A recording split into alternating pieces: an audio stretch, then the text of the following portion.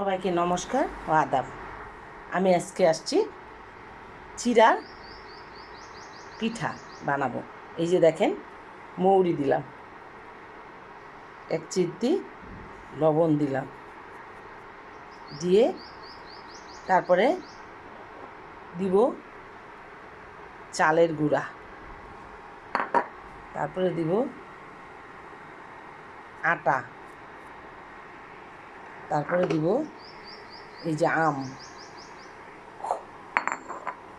তারপরে দিব এই যে কাঁঠাল, তারপরে দিব এই যে চিনি। সুন্দর করে মাখবো। এটা করে দেখবেন, খুব মজা লাগে, খেতে খুব মজা লাগে। এটার একটা পিঠা।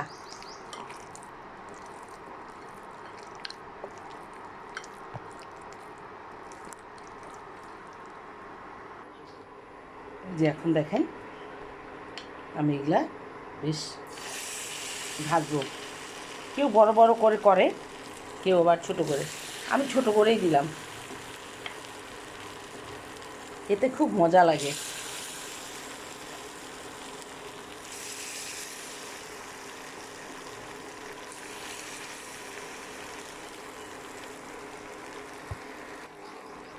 দেখেন আমার ভাজাটা হয়ে আসছে।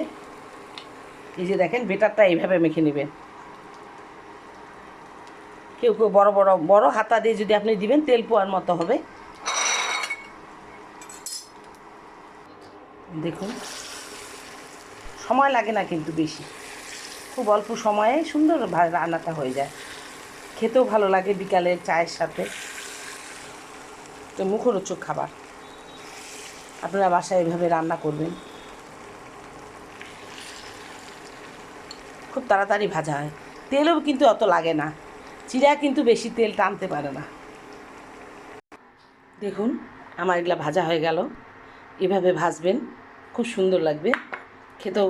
আপনি যদি মনে করেন এই লম্বা লম্বা করে দিবেন, বড় তেল পোয়ার মতো করে দিবেন, গোল গোল বড় বড় করে, তাও হবে, কিন্তু খুব ভালো লাগে খেতে।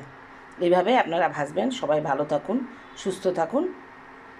ওকে।